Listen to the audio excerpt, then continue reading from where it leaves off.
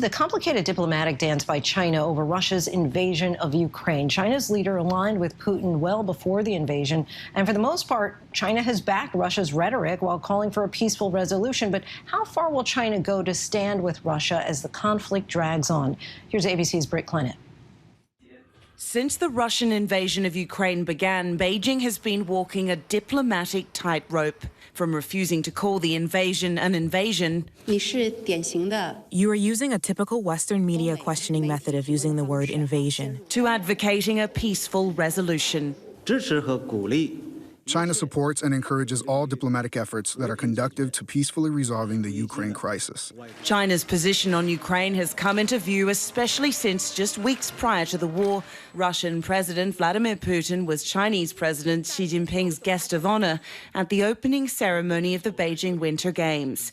Just hours before, they stood side by side, vowing a friendship with no limits. This really is a very, very difficult situation for China and for Xi. Having just committed to this loving relationship, to then have Putin go ahead and invade an autonomous independent country.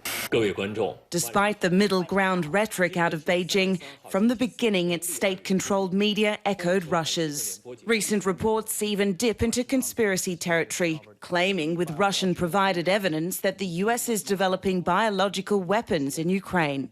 I would say in the world of today, media agencies should have their own freedom of choosing what to report and what not to report. Victor Gao is a former diplomat and translator for late top Chinese leader Deng Xiaoping. I don't think this is the time for other countries to urge the Ukrainian people to fight until their last person standing, because this is not the best way to save the Ukrainian people. Is that why the voices in China online who call for the Ukrainians to put up more of a resistance and for the Ukrainians to continue to fight for freedom, is that why those voices in China are censored? China has one of the most active, robust and dynamic social media platform in the whole world. People do talk about the situation from completely different angles. On February 26th, after Ukrainian President Volodymyr Zelensky made this famous video, the Chinese hashtag Russia says Zelensky has fled Kiev suddenly went viral, garnering over 510 million views. Even differing domestic views are silenced when a Chinese government scholar wrote an academic piece warning that Beijing will lose wiggle room on its position on the war if it keeps playing both sides. Writing, China cannot be tied to Putin and needs to be cut off. Censors responded by wiping out all traces of it. But one Chinese voice is breaking the mold. Sorry, I'm a little emotional this morning. That bastard woke me up with the air raid sirens. Odessa-based software programmer Wang Jixian started posting daily videos, initially to prove to his parents back home in China that he was safe. Who do you blame for the war? Vladimir Putin. It's very clear answer. Without his order, my friend's house will not be bombed. He destroying my life.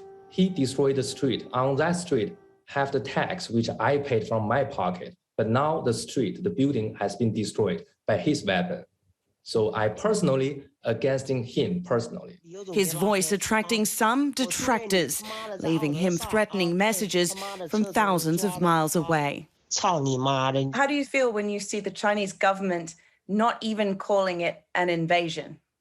Confused.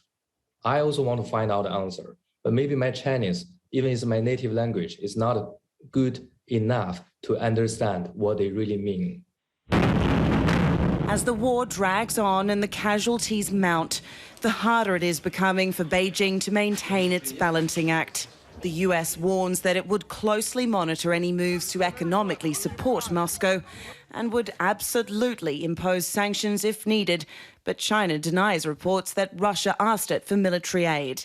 There has been speculation that China may use the crisis in Ukraine to take Taiwan, which it considers a breakaway province, by force.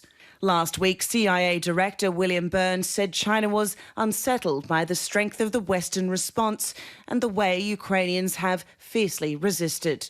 Do you think that gives Beijing pause on their plans for Taiwan, the ultimate reunification? I think it's got to, because for certain ways, it's not just the Western response. First of all, it's the Ukrainian response, right? Think how well, with some good missiles and some, and just the sense of patriotism that the Ukrainians are fighting back. Well, how much more, the Taiwanese are going to be in a similar situation. I would bet that after this settles down a little bit, or even sooner, the Congress is going to demand much more weaponry go to Taiwan to send a very clear message to China that if you think of following the Russian model, you're going to have a real big fight. While that fight may or may not be around the corner, China-US relations, already frayed on a number of fronts, are likely to be tested even further as the crisis in Ukraine intensifies. Our thanks to Britt Clennett for that.